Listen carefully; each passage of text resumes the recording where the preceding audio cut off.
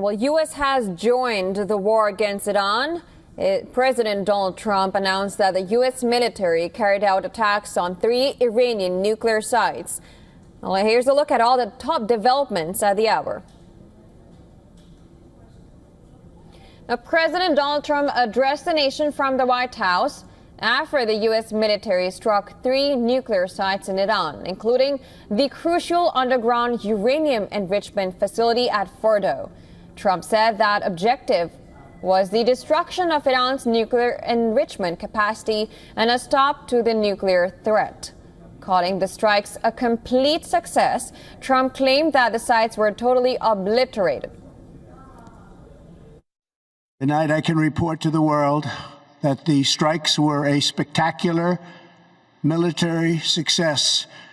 Iran's key nuclear enrichment facilities have been completely and totally obliterated. Iran, the bully of the Middle East, must now make peace. If they do not, future attacks will be far greater and a lot easier. I want to thank and congratulate Prime Minister Bibi Netanyahu. We worked as a team like perhaps no team has ever worked before. And we've gone a long way to erasing this horrible threat to Israel. I want to thank the Israeli military for the wonderful job they've done. I also want to congratulate the chairman of the Joint Chiefs of Staff, General Dan Raisin-Kane, spectacular general, and all of the brilliant military minds involved in this attack. With all of that being said, this cannot continue. There will be either peace or there will be tragedy for Iran far greater than we have witnessed over the last 8 days. Earlier in a Truth Social post, President Trump said a fully payload of bombs was dropped on Fordo. The announcement came just 2 days after he had apparently opened a 2-week window for diplomacy.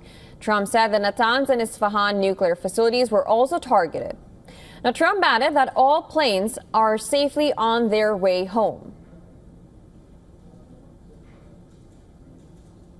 Now, multiple reports claim that B-2 bombers, which carries the so-called bunker buster bombs, were used in the attack. Now, Trump reportedly told Fox News that U.S. dropped 6 bunker buster bombs in the strikes on Fordo.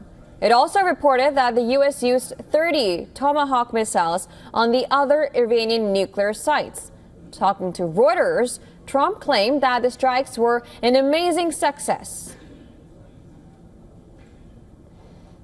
Iranian media reports confirmed that part of the Fordo facility, as well as the Isfahan and Natanz nuclear sites, were attacked.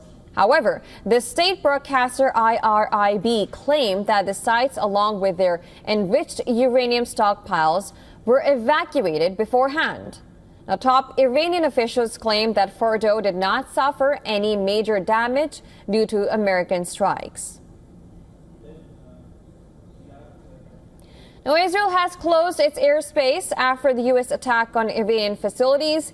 The IDF's Home Front Command has also updated its civilian guidelines, announcing that all schools across the country are being closed, all gatherings have been banned, and only essential businesses have been allowed to operate.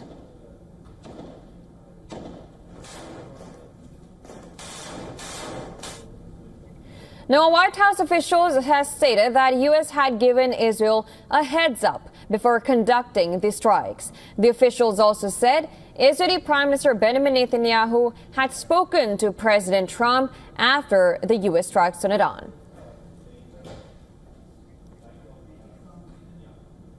Approximately 50 days. And as you know, they've been in war essentially for forever. Right now, joining us live is our Assistant Editor of Foreign Affairs, Siddhant Sibbu. Thank you so much, Siddhant, for joining us. Now, there has been a major escalation.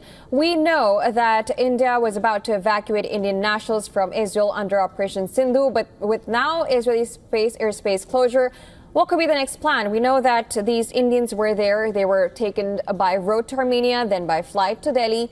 What is the next plan as of now?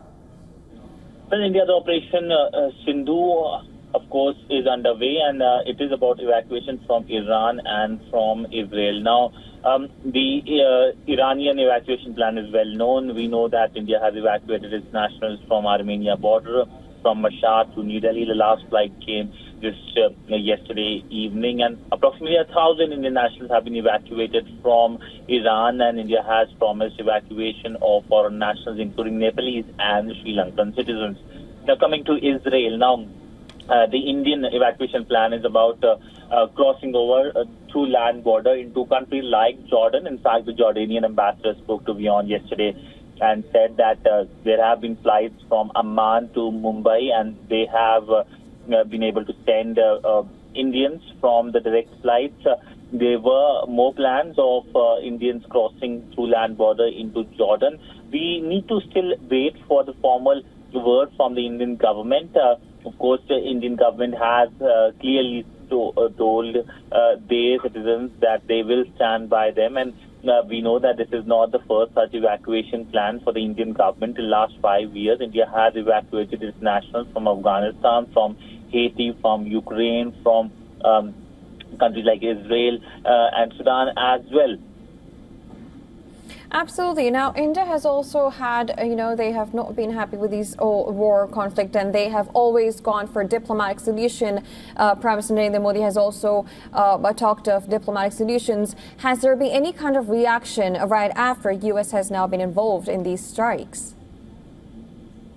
There hasn't been any reaction by the Indian side so far. We're waiting for more reaction coming from this part of the world. This part of the world is still waking up to what has happened. It's just 10 a.m. here in India. Of course, we know that the big question will be, what will be the Pakistani response? Because the strikes have come just a day after the Pakistani government said that they agreed to nominate Donald Trump for the Nobel Peace Prize. And the strikes have happened today. Pakistan clearly caught on the wrong foot. Absolutely. That's a very important point you picked up there, that how will Pakistan, of course, we're waiting for reactions so far. Well, thank you so much, Siddhant, for joining us and giving us the latest on this.